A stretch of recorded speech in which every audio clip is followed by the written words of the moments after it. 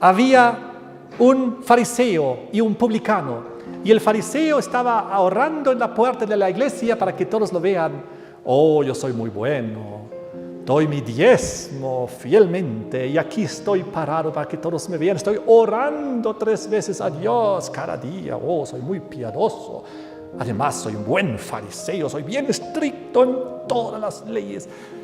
Aquí que me vean, ¿no? Ahí estaba el fariseo. Y luego entró el pobre publicano, el pecador. Y el fariseo todavía decía, oh, qué bien que yo no soy como este pecador. Entonces, ¿qué pasó? ¿Qué hizo el publicano? Publicano ahí en la esquina, triste. ¿Saben cuál fue su oración?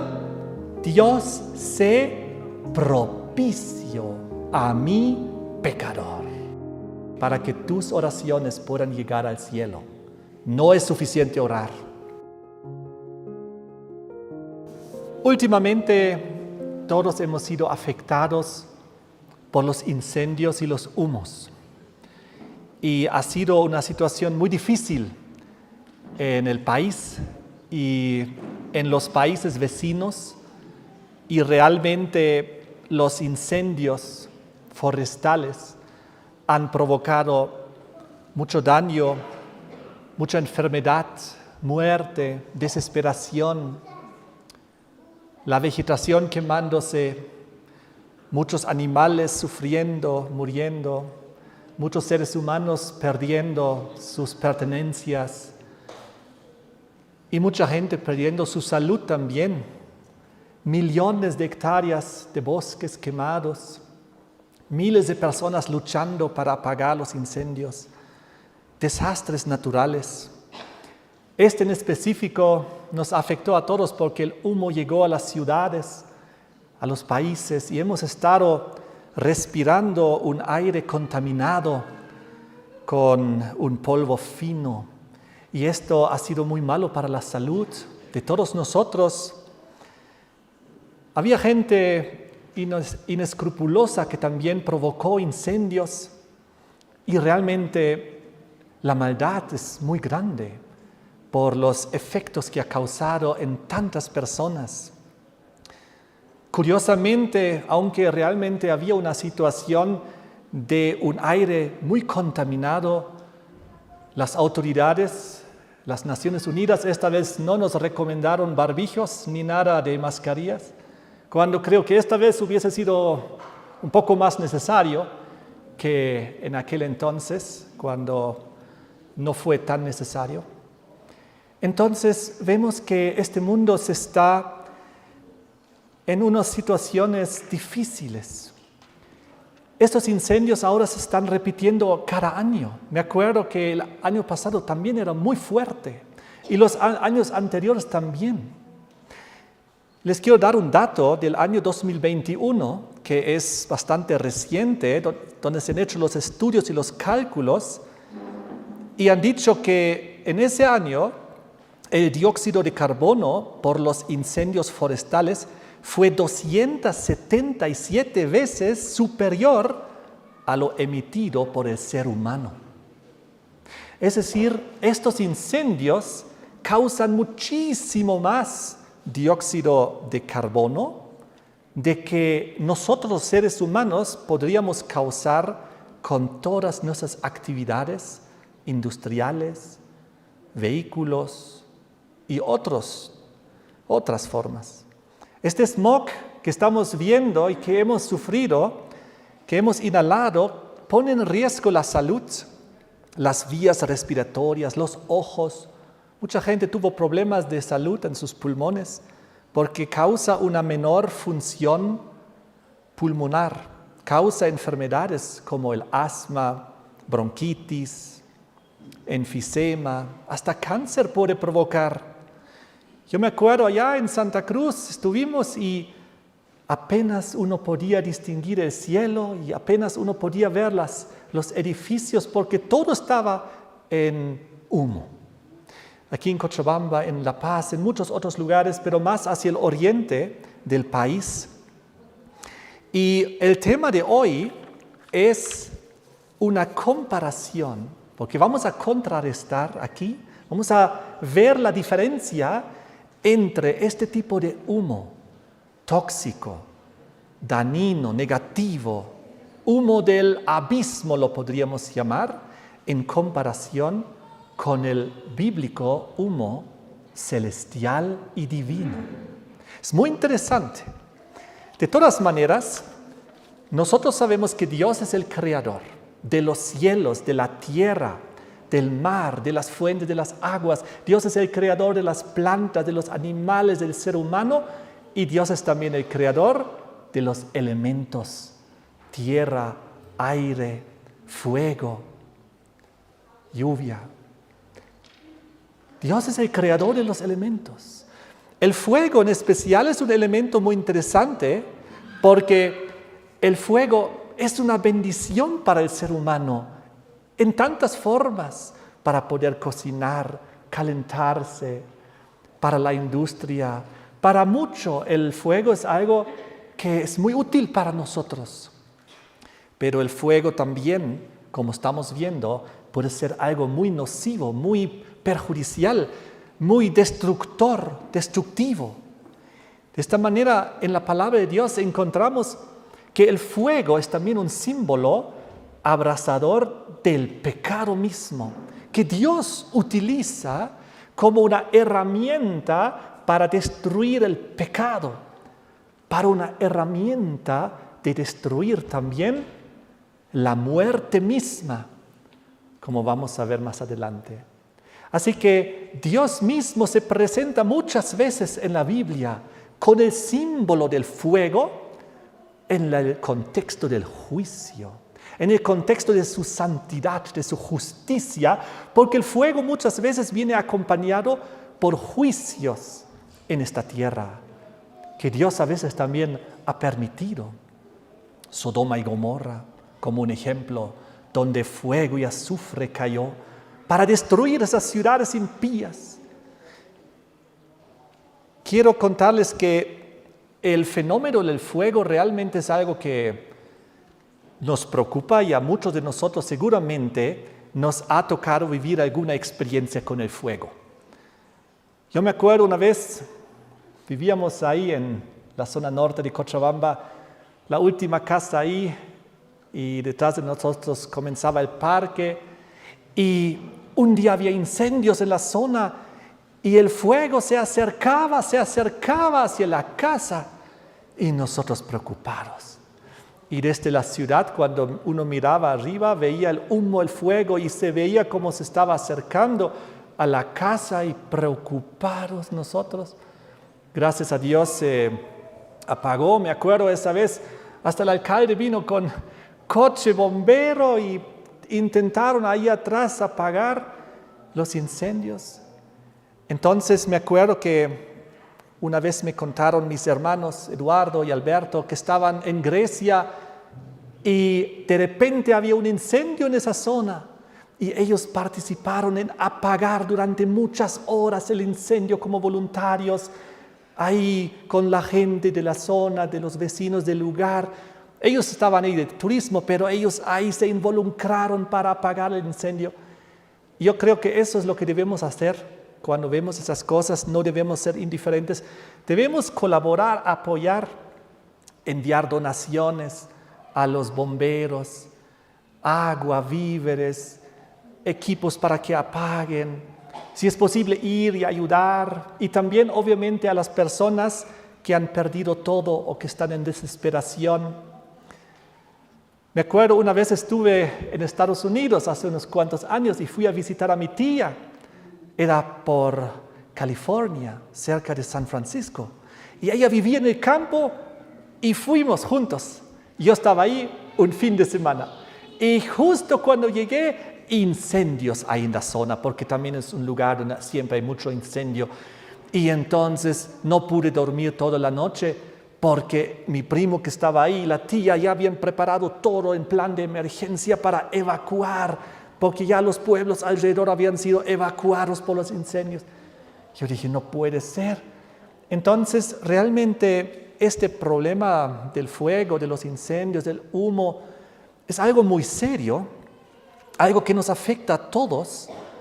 En la Biblia, el humo puede tener, como les dije, diferentes interpretaciones o significados. Por ejemplo, el humo es una señal de advertencia de fuego y de destrucción.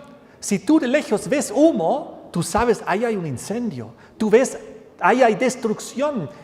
Si estás cerca de una ciudad, un pueblo, tú puedes pensar, está quemándose esa ciudad. Muchas veces en las guerras utilizaban el método del incendio para provocar incendios a las ciudades, para destrucción. Entonces, la destrucción completa en el símbolo del fuego. Porque ¿qué queda después del fuego? ¿Qué queda? Ceniza.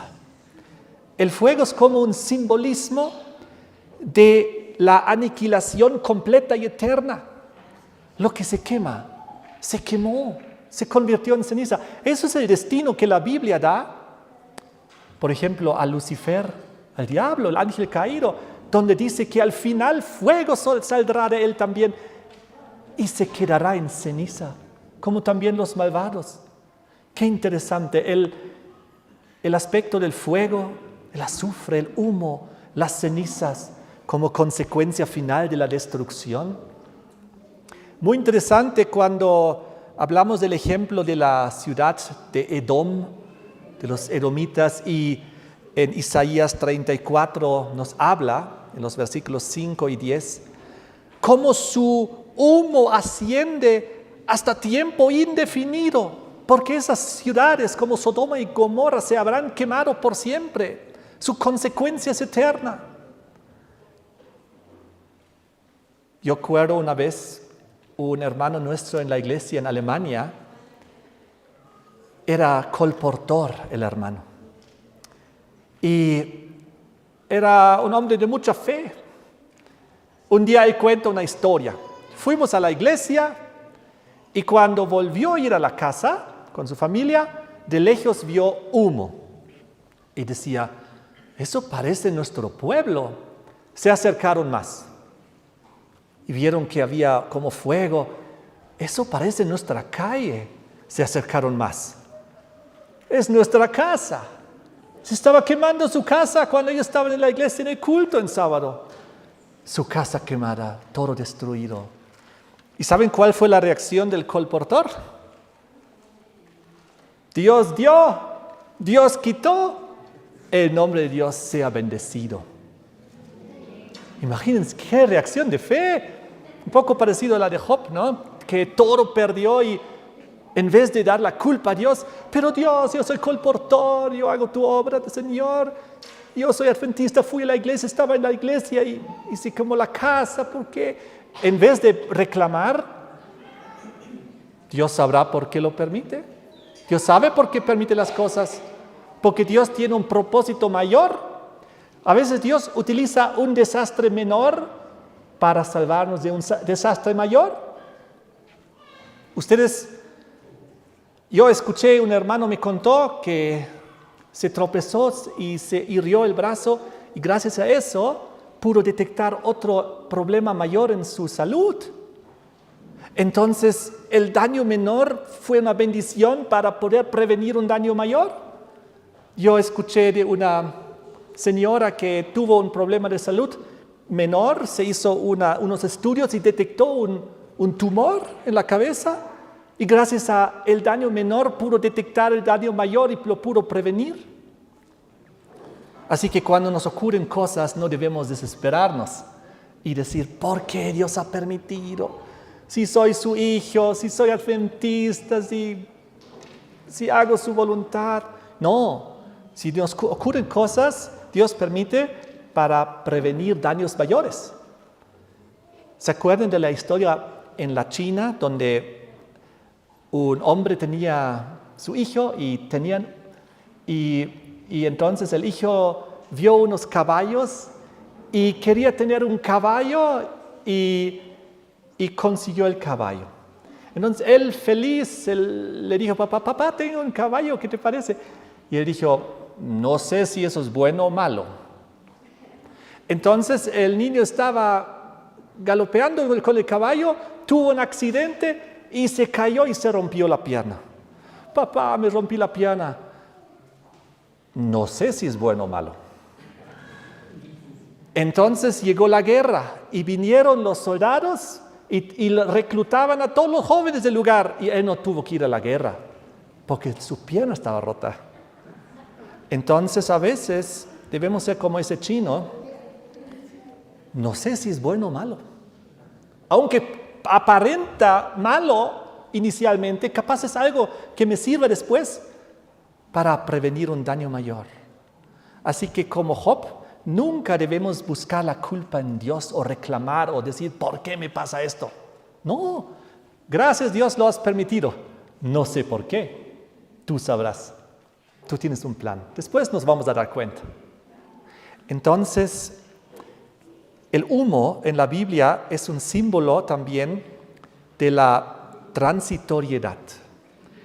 El humo es algo que se disipa con rapidez y desaparece. Un día todo puede estar con humo y al día siguiente no hay humo. ¿Pasó? Repentinamente. Así es como la Biblia lo describe, por ejemplo, en Salmos 68, versículo 2, que los enemigos de Dios son como el humo y desaparecen. No van a estar ahí por siempre. O en Oseas, capítulo 13, versículo 3, aquí nos habla de los adoradores de los ídolos. De repente, como el humo desaparecen, se desvanecen y ya no están. O por ejemplo, en Salmos 102, versículo 3, habla de la vida acortada del afligido, que es como el humo, se desvanece, se va. Así que la Biblia utiliza también de esta manera el símbolo de humo. Muy curioso es lo que vemos en Apocalipsis 9, versículo 18, nos habla de 3 plagas, de 3 preplagas podríamos decir, porque si sumamos con las 7 plagas de Apocalipsis 16, llegan a ser 10 plagas, como en Egipto de antaño, que Dios utilizó para finalmente liberar a su pueblo de la esclavitud, esta vez del faraón de Egipto, y esta vez en el tiempo del fin de las garras del rey del norte y de su sistema babilónico, para llevarnos esta vez de vuelta a la Canaán terrenal y esta vez a la Canaán celestial. Amén. Así que Dios permite cosas. Miren, Apocalipsis 9, 18 nos habla de las 3 plagas: fuego, humo y azufre. Porque el fuego, humo y azufre son plagas ahí, descritas como plagas que destruyen y matan 1/3 de la humanidad. ¡Qué terrible!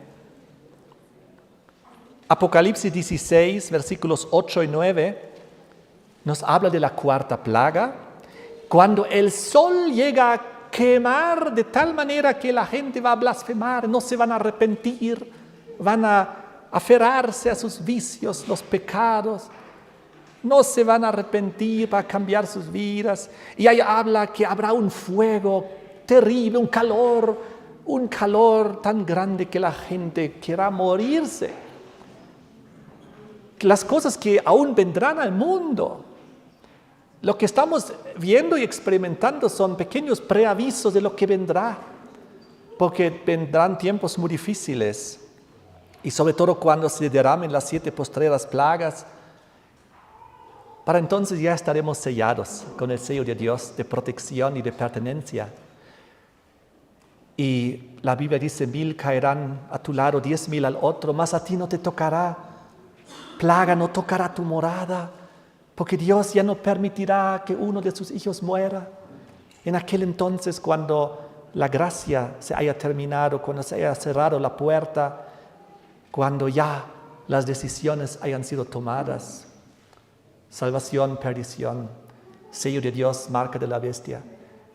Para entonces Dios ya no permitirá que uno de sus hijos, de sus hijas, muera, porque su sangre ya no sería una semilla del Evangelio para que otros se salven, porque ya todo estará decidido.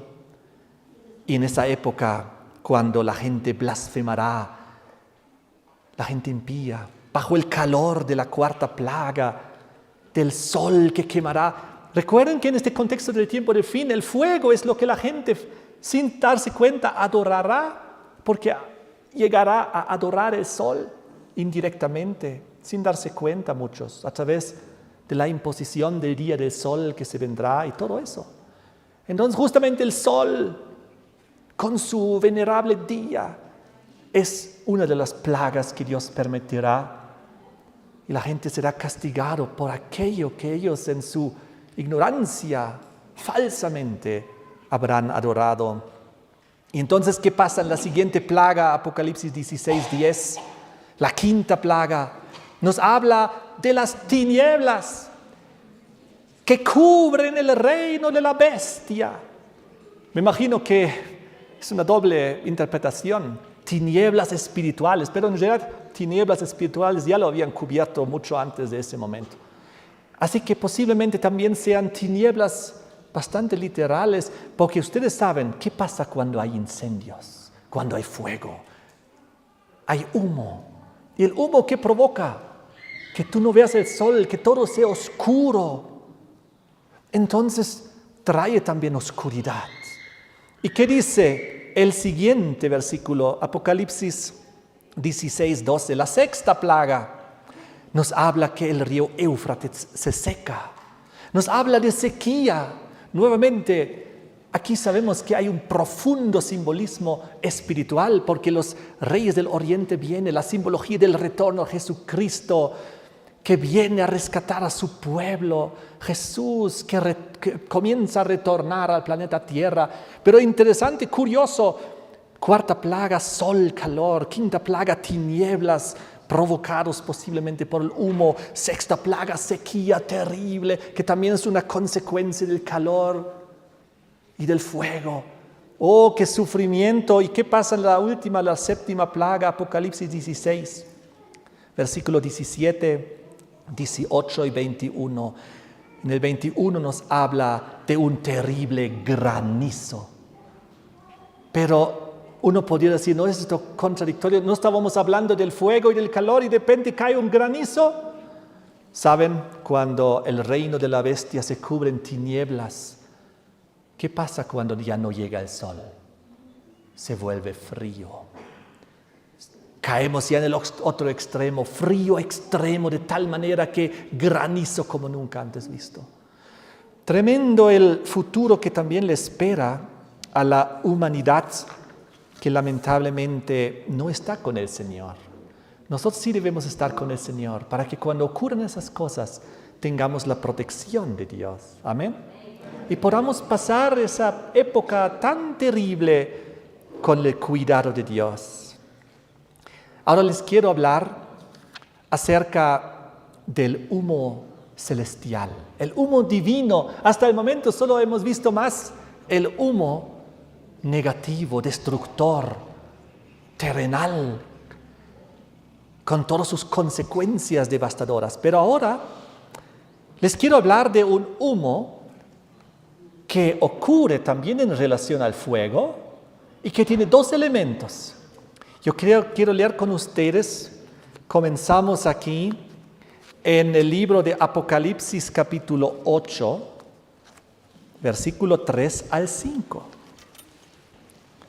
Apocalipsis 8, aquí una visión en el séptimo sello. Cuando abrió el séptimo sello, se hizo silencio en el cielo como por media hora, y vi a los 7 ángeles que estaban en pie ante Dios, y se le dieron 7 trompetas. Otro ángel vino y se paró ante el altar con un incensario de oro. Y se le dio mucho incienso para añadirlo a las oraciones de todos los santos sobre el altar de oro que estaba delante del trono. Y de la mano del ángel subió a la presencia de Dios el humo del incienso con las oraciones de los santos. Y el ángel tomó el incensario y lo llenó de fuego del altar y lo arrojó a la tierra. Y hubo truenos, voces, relámpagos y terremoto. ¡Oh, qué poderosa visión! Es una visión en el lugar del santuario celestial.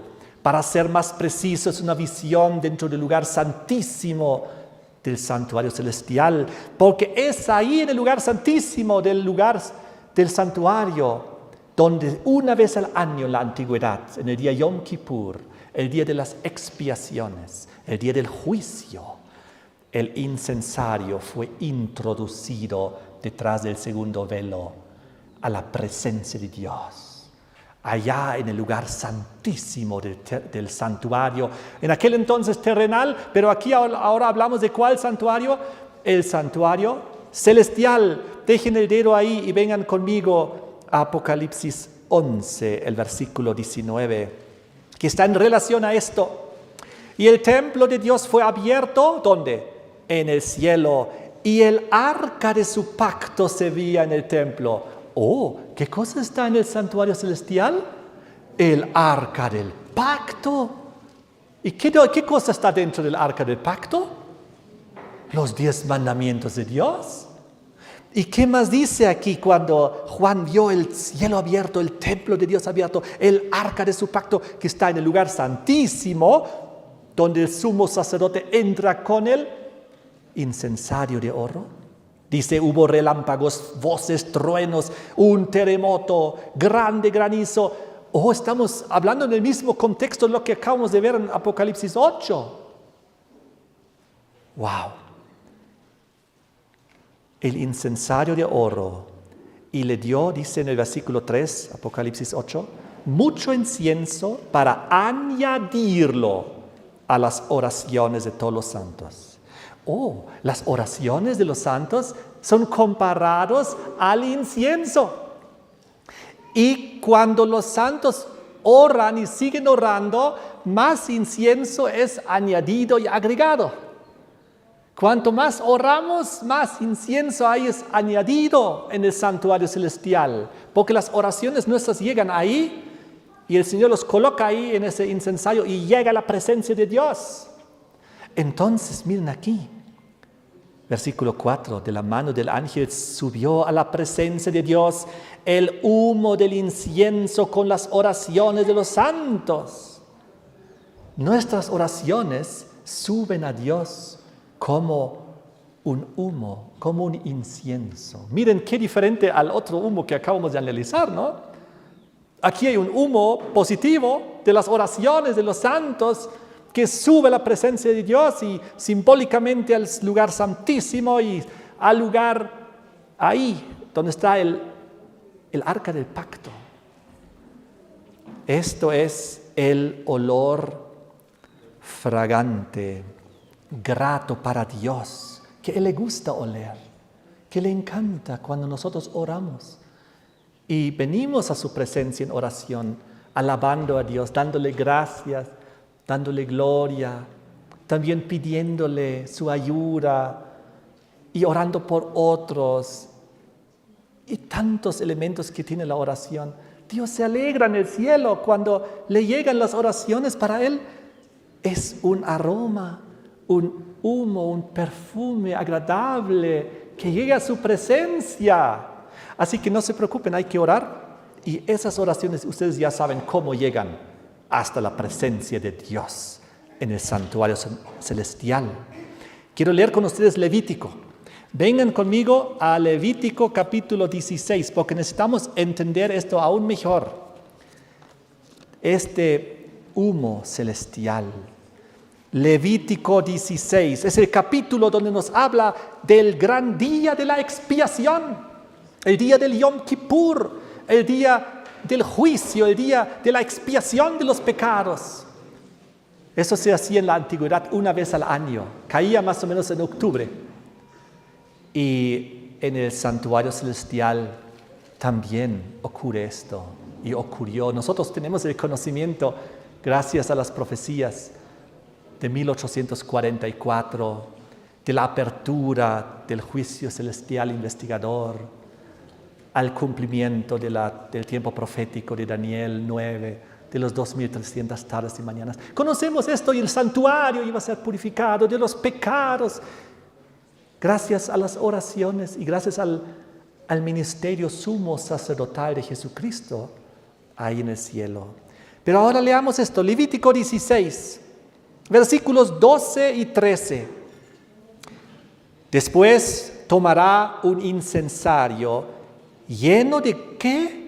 Brasas de fuego del altar delante de Jehová y sus puños llenos de perfume aromático molido y lo llevará dentro del velo.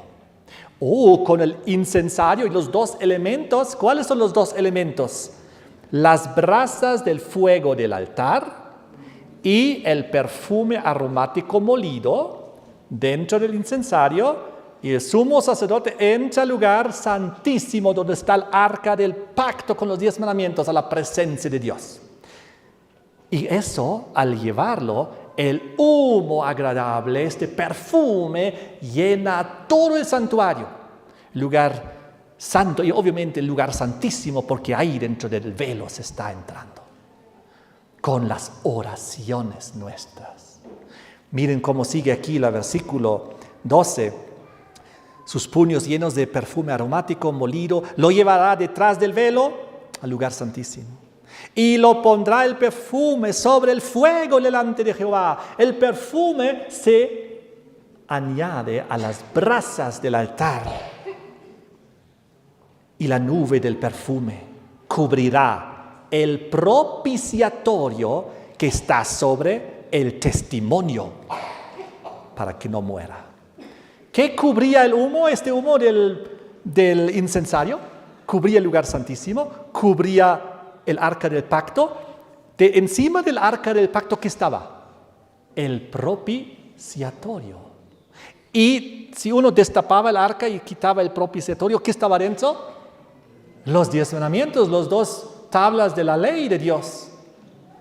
Y como acabamos de ver en Apocalipsis 11, 19, en el cielo, en el santuario celestial, está ocurriendo esto también. No era solamente en la tierra, en el cielo también esto ocurre. Y entonces, porque en el cielo es la gran realidad de las cosas, mientras que en la tierra es como una copia para ilustrarnos las cosas y hacernoslas entender didácticamente el plan de salvación. De todas maneras, ahí la nube de humo cubría el propiciatorio, cuando con el incensario, con los 2 elementos, las brasas del fuego del altar y el perfume aromático molido, mezclados, se entraba en la presencia de Dios y este humo, este agradable perfume, llenaba todo el santuario. Les quiero preguntar, ¿ya sabemos lo que significa el perfume aromático molido, el incienso que se añadía? Porque lo hemos leído en Apocalipsis 8. Es un símbolo de las oraciones de los santos. Pero aquí vemos que eso se añadía y se mezclaba con las brasas del fuego del altar. ¡Oh! ¿Qué brasas? ¿Qué se había quemado en el altar? ¿De qué estamos hablando? ¿Qué se quemaba en el altar? El sacrificio, la ovejita, el Cordero de Dios, que era símbolo ¿de quién? De Jesucristo. Entonces se mezclaban 2 elementos, el sacrificio de Cristo unido a nuestras oraciones, crea la nube de humo, el perfume aromático para Dios. Porque ¿saben qué? Para que tus oraciones puedan llegar al cielo, no es suficiente orar. Se requiere que Cristo previamente haya hecho el sacrificio como Cordero de Dios, que quita los pecados del mundo. Si Cristo no hubiese muerto en la cruz y no se hubiese sacrificado, ¿crees que tus oraciones tendrían algún impacto en el cielo? ¿Cómo podrías obtener el perdón si no hay un sustituto que murió por ti? Uno inocente que pudo tomar tu lugar. Tenía que haber muerto Cristo en la cruz. Y eso es el símbolo de las brasas del fuego del altar, porque ahí se había sacrificado y quemado la ovejita, que representaba a Jesucristo. Y saben, si las dos cosas se combinan y oramos con poder y fe a Dios, perdóname porque yo he pecado en el nombre de Jesucristo, por la obra que Él hizo en la cruz del Calvario, muriendo por mi pecado. Eso es el olor agradable que sube a la presencia del Padre en el lugar santísimo, con el propiciatorio, con la ley, con el arca. ¿Y qué es lo que Dios va a hacer? Dios nos va a perdonar. Porque Dios quiere perdonar. Porque Dios amó tanto a su Hijo que dio a su Hijo unigénito para que todo aquel que en Él cree no se pierda, mas tenga vida eterna. ¿Saben? Les voy a hacer una segunda pregunta. Si Jesús murió por nosotros en la cruz, pero solamente su muerte por nosotros sustituta, ¿nos da a nosotros la salvación si nosotros no oramos? Sería solo un componente de los dos. Necesitamos los dos componentes: el sacrificio de Cristo y nuestras oraciones. Saben, si nosotros no oramos, entonces es como si para nosotros Cristo hubiese muerto en vano. Porque yo no tomo su sacrificio, no me aferro a Él, no le pido perdón, no pido que sea mi sustituto. Entonces Cristo murió por mí, sí, pero por haberlo rechazado, por mí habrá muerto en vano, porque yo no he orado. Por lo tanto, tienen que combinarse los dos elementos para que nosotros podamos recibir el perdón de los pecados. ¿Saben? Leamos juntos Efesios 5, versículo 2. Efesios 5, el versículo 2. Habla de Jesucristo.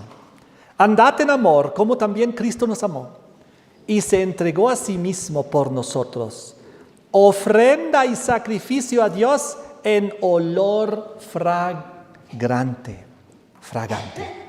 El Señor Jesucristo murió por nosotros. Su ofrenda, su sacrificio es para con su Padre un olor fragante. Amén.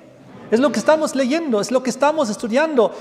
¿Y qué deben ser nuestras vidas? Nuestras vidas, ¿qué olor debe ser para Dios? Leamos juntos. Segunda de Corintios 2, versículo 15. ¿Cómo debe ser tu vida? ¿Qué olor debe tener tu vida?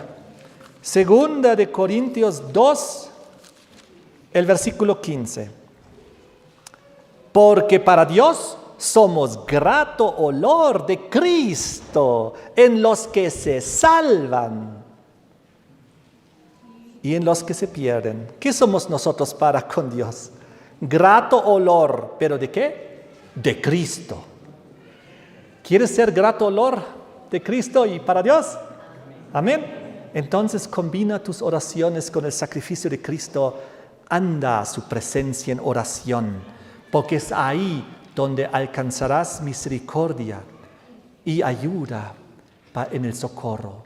¿Saben? Todo esto ocurría en presencia del propiciatorio y del arca del pacto que contenía la ley. Vengan conmigo a Hebreos. Tenemos que profundizar este detalle un poquito. Hebreos capítulo 9, porque aquí nos lo describe con lujo de detalle. Lean en sus casas todo el libro de Hebreos. Hebreos 9, y aquí el versículo 3 al 5, dice, hablando del santuario, del tabernáculo, del santuario celestial ahora, tras el segundo velo estaba la parte del tabernáculo llamado el lugar santísimo, al cual tenía un incensario de oro y el arca del pacto cubierto de oro por todas partes, y en la que estaba una urna de oro que contenía el maná, la vara de Aarón que reverdeció y las tablas del pacto, los 10 mandamientos. Y versículo 5, y sobre ella, sobre este arca del pacto, estaban los querubines de gloria que cubrían el propiciatorio. Oh, ¿Qué tenía el propiciatorio encima? 2 querubines, estaban tallados ahí. Y que según la descripción, estos 2 querubines vengan conmigo a Éxodo capítulo 25, para ver esto de los 2 querubines, porque tenemos que entender qué significa esto. ¿Por qué están ahí esos 2 querubines encima del propiciatorio, encima del arca del pacto de la ley de Dios? En el lugar santísimo, Éxodo 25, versículo 10. Aquí nos habla del arca del testimonio y dice, harán también un arca de madera, y luego la descripción de la construcción del arca. Luego llegamos al versículo 16. Y pondrás en el arca el testimonio que yo te daré. Los 10 mandamientos, las 2 tablas. Y dice el versículo 17. Y harás un propiciatorio de oro fino, cuya longitud será de 2 codos y medio, su anchura de codo y medio. Harás también 2 querubines de oro, labrados a martillo. Los harás en los 2 extremos del propiciatorio. Versículo 20. Y los querubines extenderán por encima las alas, cubriendo con sus alas el propiciatorio, sus rostros el uno enfrente del otro, mirando al propiciatorio los rostros de los querubines. Así que el arca del pacto, a un lado un querubín, sus alas extendidas y mirando al bajo, y abajo el otro querubín mirando hacia abajo y también con sus alas. Y los 2 de esta manera mirando hacia el propiciatorio. ¿Y qué es lo que está debajo del propiciatorio? Los 10 mandamientos, la tabla de la ley. ¿Qué más dice aquí? Versículo 21. Y pondrás el propiciatorio encima del arca. Es como una tapa. Y en el arca pondrás el testimonio que yo te daré. Y de ahí me declararé a ti y hablaré contigo de sobre el propiciatorio, de entre los 2 querubines que están sobre el arca del testimonio, todo lo que yo te mandare para los hijos de Israel. Esas tablas, los 2 que Dios dio en el Sinaí, son las 2 tablas del testimonio. Ustedes lo pueden leer en Éxodo 31, versículo 18. Y fueron puestos dentro del arca, lo pueden ver en Éxodo 40, versículo 20. Y viene el propiciatorio encima.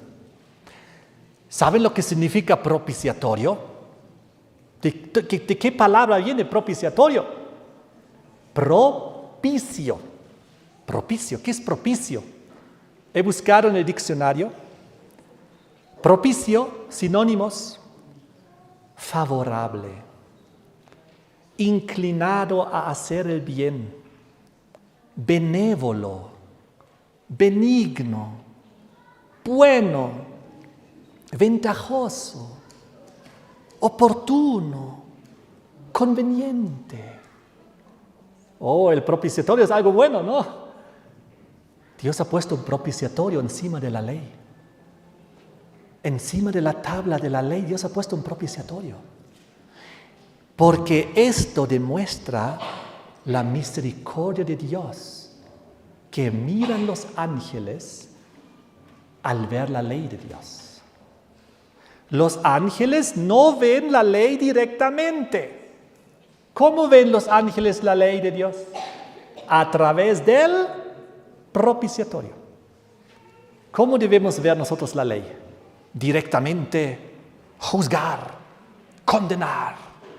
O debemos ver la ley a través del propiciatorio, de la misericordia divina, combinado con las oraciones de los santos, por el sacrificio de Cristo en la cruz. Para que gracias al sacrificio de Cristo en la cruz y nuestras oraciones pidiendo perdón, ese olor agradable llene el santuario celestial, el lugar santísimo, cubra el propiciatorio. Y Dios pueda declarar su misericordia para con nosotros, el perdón de nuestros pecados, la reconciliación, el galardón, la vida eterna. Amén. Eso es algo muy hermoso. Así que si nosotros nos vemos tentados a ver la ley directamente, si nosotros vemos al hermano, a una persona, y lo vemos y solamente lo vemos a través de una mirada de la ley, No, debemos verlo a través del propiciatorio, así debemos verlo, con el ojo de la misericordia. ¿Recuerdan ustedes en Lucas 18, versículo 9 al 14? Había un fariseo y un publicano, y el fariseo estaba ahorrando en la puerta de la iglesia para que todos lo vean. Oh, yo soy muy bueno, doy mi diezmo fielmente y aquí estoy parado para que todos me vean. Estoy orando 3 veces a Dios cada día. Oh, soy muy piadoso. Además, soy un buen fariseo, soy bien estricto en todas las leyes. Aquí que me vean, ¿no? Ahí estaba el fariseo. Y luego entró el pobre publicano, el pecador. Y el fariseo todavía decía, oh, qué bien que yo no soy como este pecador. Entonces, ¿qué pasó? ¿Qué hizo el publicano? Publicano ahí en una esquina, triste. ¿Saben cuál fue su oración? Dios sé propicio a mi pecador. ¿Y qué dijo Jesús luego? ¿La oración de quién aceptó el Señor Jesús? ¿Del fariseo o del publicano? Del publicano. Eso es algo tremendo. Justamente lo que acabamos de ver es lo que dice en Isaías 65, versículo 5. Vengan conmigo. La experiencia del fariseo y del publicano. Isaías 65, versículo 5. Aquí habla de ciertas personas y dice, aquellos que dicen, estate en tu lugar, no te acerques a mí, porque soy más santo que tú. Wow, ¿no es esto la experiencia de este fariseo? ¿Y qué dice Dios acerca de ellos? Estos son humo en mi furor, fuego que arde todo el día, dice Dios. Oh, a Dios no le gusta esto, pero a Dios sí le gusta la humildad. Cuando tú combinas humildemente tu oración pidiendo perdón a Dios, aferrándote al sacrificio que Cristo hizo en la cruz por ti y le pides clemencia, le pides que sea propicio, que ponga el propiciatorio para que la ley no se tenga que aplastar encima de ti. Entonces, qué hermoso. ¿Saben por qué los 2 querubines miran la ley de Dios a través del propiciatorio? Porque Dios lo ha hecho así. Porque los ángeles celestiales que no han caído representaron a esos ángeles. Ellos ven la ley de Dios a través de la misericordia. Y si nosotros queremos ser hijos de Dios, tenemos que ver la ley de Dios a través de la misericordia. No estamos aquí para condenar, para criticar, ni nada de esas cosas. Estamos aquí para salvar y para dar buenas nuevas. Los ángeles en el juicio de Dios. Ustedes saben, Daniel capítulo 7, versículos 9 y 10. Donde el anciano de día se sienta, donde los libros se abren, donde el juez comienza el juicio, donde hay millones y millones de ángeles alrededor, porque todos quieren ver cómo Dios juzga con misericordia a través de su sacrificio en la cruz. Cuando Cristo murió en la cruz, esto es el único lugar que simbólicamente ya se quemó, donde si tú vas y te aferras a Cristo, lo que hizo por ti en la cruz, tú tienes una esperanza, una solución para que el diablo ya no te pueda quemar a ti, porque quemó en tu lugar a Jesucristo ya, porque Él tomó en la cruz el pecado del mundo sobre sí y murió ahí inocentemente derramando su sangre. Y si nosotros nos aferramos a eso, nos aferramos al único lugar donde la condenación y la ira ya se desencadenó y donde ya no se vuelve y no se puede volver a desencadenar. Les quiero dar un ejemplo. En Australia, la gente que está en el campo, cuando ve que viene un incendio hacia ellos Y ellos saben, hay mucho viento, ellos saben, este incendio tiene mucha velocidad, me va a alcanzar, me voy a morir. ¿Saben lo que hacen los pastores allá en el campo en Australia cuando ven que el incendio se acerca a ellos? Se dan la vuelta y comienzan otro incendio por delante. Entonces el fuego arrasa y entonces ellos se paran ahí donde el fuego ya arrasó la tierra. Y cuando luego llega el incendio, da una vuelta alrededor de ellos y pasa. Porque el lugar donde ellos se han parado es tierra quemada. Cristo en la cruz, ahí es donde la tierra ya se ha quemado. Y es ahí donde si nosotros nos aferramos, nosotros tenemos el perdón del pecado. Quisiera terminar, queridos hermanos, amigos, diciendo que el fuego es algo serio. El pecado no puede estar en la presencia de Dios. Tiene que quemarse. Sabemos la salvación, sabemos la solución, el plan de Dios. Lo hemos escrito esta mañana. Todos nosotros conocemos el plan de salvación, su misericordia, los querubines, el propiciatorio, el santuario celestial, el incensario con los dos elementos, las brasas del fuego del altar, el perfume aromático molido, para que esto llene como un olor agradable todo el santuario, para que tú y yo podamos ser salvos. Cuando Jesucristo retorne, este mundo será fundido en sus elementos, dice San Pedro, se quemará en sus elementos. Pero nosotros esperamos cielos nuevos, tierra nueva, donde reina la justicia, para que nosotros no tengamos que ser parte de esta última destrucción que describe el Apocalipsis, de fuego, de azufre, de humo, que tendrán que sufrir todos aquellos que lamentablemente se aferrarán al mundo, al pecado, a los vicios, a Babilonia. Pero nosotros no.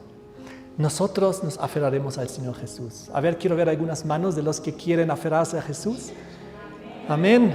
Entonces nosotros nos alistaremos para que el Señor venga pronto y nos pueda llevar también. Que Dios les bendiga. Amén.